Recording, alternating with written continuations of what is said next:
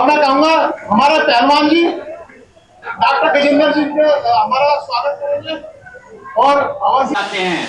मैं बोलता हूँ एक गाना जीएनयू में तुमने भी गाया था, एक गाना तुमने भी गाया था। वो गाना क्या था? भारत तेरे टुकड़े होंगे। एक गाना तुमने भी गाया था, अब जल हम शर्मिंदा हैं तेरे कातिल जिंदा हैं। और वो गाना सुपर फ्लॉप हुई और तेरी फजीयत, तेरी औकात नहीं है। मृदुभाषी है, राम के नाम का गाना गाते हैं, भजन करते हैं, भजन करवाते हैं, राम राम जपते हैं, और तुम देश के टुकड़े टुकड़े करने के नारे लगाते हो। देश के टुकड़े टुकड़े करोगे, तुम्हारी औकात नहीं है। इस चुनाव में 25 तारीख को हम तुम्हारे इतने टुकड़े करेंगे कि एक बार बेगूसराय में तुम्हारी जमानत जब्त हुई थी, अब की बार हमने, आप लोगों को कहानी पता है, मैं भी बिहार से हूँ, और बिहार से उस कन्हैया कुमार को भगाया गया है। क्यों भगाया गया है? ये इतना बेकार महत्वाकांक्षी व्यक्ति है कि लालू यादव के बेटों में ही लड़वाई करवाने का काम कर दिया। को ऐसा बटन दबाना है कि कन्हैया कुमार का एक टुकड़े होकर के बिहार में गिरे और दूसरा कहाँ गिरे? जेएनयू में गिरे। चंद्रपाल चंदेल जी से आग्रह करूंगा कि उनका मंच पर आए और उनका स्वागत करें। चंद्रपाल चंदेल जी जो कि इस टाइम जिला अध्यक्ष उत्तरपूर्व जिले के, हमारे योगेंद्र सिंह रजौरा जी का।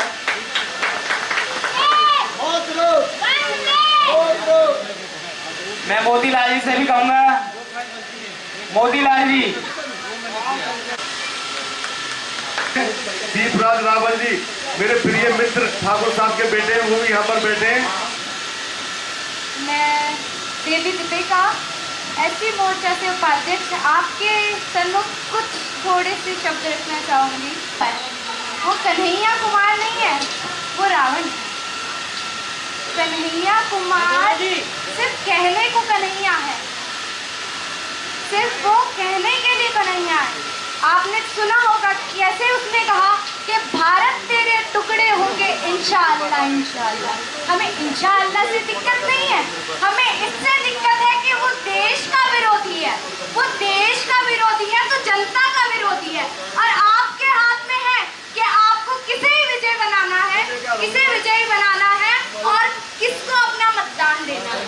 आप सभी समझदार हैं और इससे ज़्यादा मैं क्या ही कहूँ। तो मैं बस यही कहना चाहूँगी कि जो हमारा नारा है, अब की बार 400 पार, मैं तो कह रही हूँ 400 पार क्या, 400 से भी ज़्यादा और भी ज़्यादा पार करो, और हमारे भैया, हमारे प्रिय मनोज तिवारी जी को भारी बहुमत के साथ अपना मंत्री चुनिए और मोदी जी को जिताइए। जय श्री राम, जय हिंद, जय भारत। कपिल भाई को जय श्री राम। कपिल भैया की जितनी भी तारीफ करूं कम है। भाई साहब जोरदार ताली बजनी चाहिए कपिल मिश्रा जी के लिए।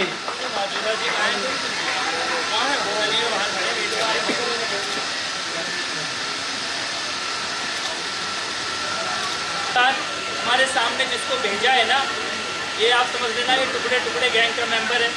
ये हमारे उत्तर पूर्वी दिल्ली में आग लगाने आया है। ये जीत के लड्डू है, ये मान लो जीत गए। दिल्ली की सबसे बड़ी जीत और मनोज तिवारी जी की अपनी भी जो अब तक की दो जीतें थी उनसे बड़ी जीत इस बार होने जा रही है उत्तर पूर्वी दिल्ली से भारतीय जनता पार्टी की। इसके 3 फैक्टर हैं। पहला फैक्टर तो जो प्रधानमंत्री जी का काम है, दूसरा फैक्टर है हमारे सांसद मनोज तिवारी जी का व्यक्तिगत जो जनसंपर्क है, जो उनसे लगाव है लोगों का, उनकी मीठी भाषा, उनके संस्कार, और तीसरा ये उत्तर पूर्वी दिल्ली ने दिल्ली दंगों की आग को झेला। हमने दिलबर नेगी जी, अंकित शर्मा जी, दिनेश खटीक जी, इनको खोया है। इसी टुकड़े टुकड़े गैंग का जिसने हमारे इलाके को जलाया।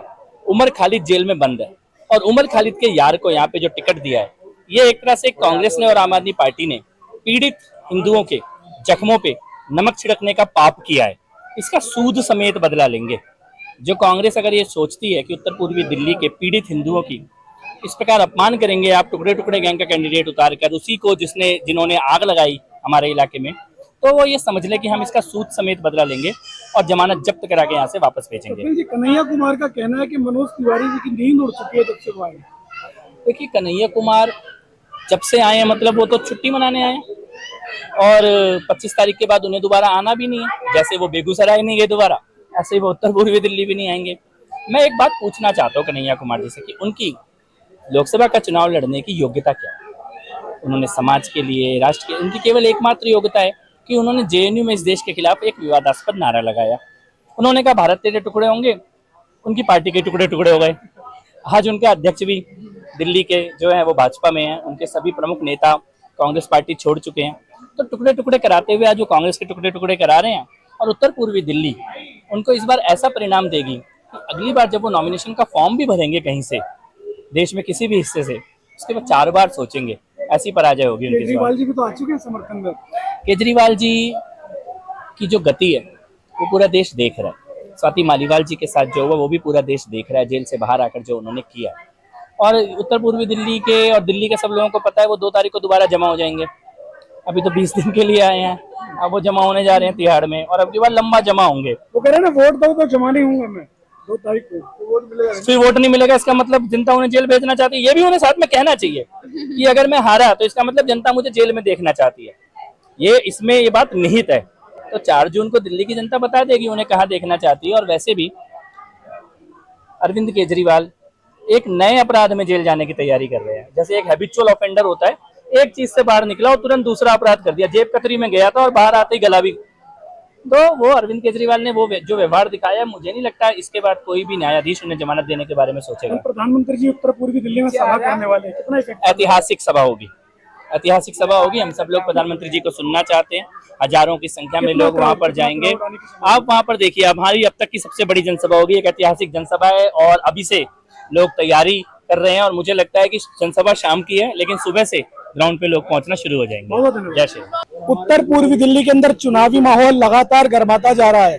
यहाँ से कांग्रेस के कन्हैया कुमार और मनोज तिवारी के बीच सीधी टक्कर मानी जा रही है। लगातार जनसभाओं का आयोजन इस क्षेत्र में हो रहा है। वहीं आज जनसभा हुई है अंबेडकर बस्ती गोंडा विधानसभा के अंदर। मेरे साथ मौजूद है भाजपा नेता गुरुजी रावजी चंदेल जी। जो चुनाव है एक देश के लिए, पूरे विश्व के लिए एक उदाहरण साबित होगा। देश को बांटने की बात करेगा, टुकड़े टुकड़े बात करेगा, वो देश का गद्दार है, भारत माता का एक, मैं कहता हूं, गुनहगार है। मैं कहता हूं कि उन्होंने आज तक सार्वजनिक रूप से माफी नहीं मांगी इस देश से, इस भारत माता से।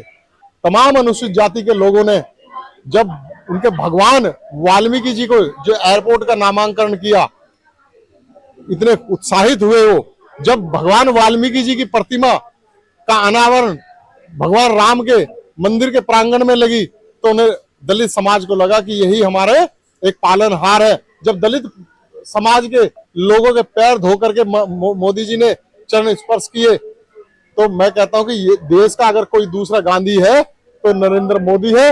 और मैं कहता हूं पूरे वर्ल्ड के नेताओं से कि नोबेल पुरस्कार नरेंद्र मोदी जी को दिया जाए। ये देश का दूसरा गांधी है। और मैं कहता हूं कि आने वाले समय में आप देखिएगा भारत सरकार के जो नोट हैं उस पर आने वाले समय में एक दिन ऐसा होगा, माननीय गौरवशाली नरेंद्र मोदी का। इतना कहना चाहूंगी कि भारी बहुमतों के साथ हमारे तिवारी जी विजयी बनने वाले, हमारे मोदी जी फिर से एक बार प्रधानमंत्री बनेंगे। क्योंकि हमारी जो जनता है वो जानती है कि किसने हमारे लिए काम किया है और किसने नहीं किया है। नरेंद्र मोदी जी हमारे लिए अपने, जैसे एक माँ अपने बच्चे का ध्यान रखती है, वो वैसे ही हम सबका ध्यान रख रहे हैं। ऐसा नहीं है कि पर्टिकुलर एक ही समाज को वो टारगेट कर रहे हैं, उसका ध्यान रख रहे हैं। वो प्रत्येक व्यक्ति का ध्यान रख रहे हैं, वो पूरे देश का नेतृत्व कर रहे हैं। और कल ही देखिए, मैं तो नहीं जानती कि उत्तर पूर्वी जिले में कोई पीएम आया होगा। कल 18 तारीख को यहाँ यमुना खादर में हमारे माननीय प्रधानमंत्री जी नरेंद्र मोदी जी आ रहे हैं। और ये हमारा सौभाग्य है कि वो मोदी जी जो है सिर्फ प्रधानमंत्री नहीं है, वो संत हैं। और संतों का आगमन ऐसी धरा पे हो रहा है, तो इससे बड़ी बात और क्या होगी उत्तर पूर्वी जिला के लोगों के लिए। आपका क्या मानना है, कितना प्रभाव पड़ेगा इस सीट पर प्रधानमंत्री की जनसभा के बाद? इस पे तो बहुत ही पड़ने वाला है और पढ़ ही रहा है। अभी ही आप देख लीजिए, जहाँ कहीं भी जनसभा हो रही है, भाजपा के कार्यक्रम हो रहे हैं, वहाँ पे जनता कितनी संख्या में पहुंच रही है, जितनी हमें मतलब हम सोच नहीं रहे हैं कि इतनी होगी, और उससे ज्यादा ही पहुंच रही है। तो इससे तो साफ साफ पता चल रहा है कि हमारा जो परिवार है, ये जो कहा जा रहा है कि मैं भी मोदी का परिवार, तो ये सत्य हो रहा है और आगे भी होता ही आएगा। तो इस बार 4 जून को क्या होने वाला है? 4 जून को बस मोदी जी के नाम का अभी हमने लड्डू तो मंगवाए थे, अभी से ही मुंह मीठा करा दिया, क्योंकि हमें पता है जो होने वाला है। हमने पहले ही भविष्यवाणी हम ही कर रहे हैं कि मोदी सरकार आनी है, और वही कहना कि राम के थे राम के हैं, हम राम के रहेंगे। तो जो राम जी को लाए हैं, हम उनके साथ हैं और हमेशा आया था। उस पर 1.5 लीटर कालक डाल के उसको स्वागत किया आम आदमी पार्टी के लोगों ने। ये उसकी हालत हो रही है।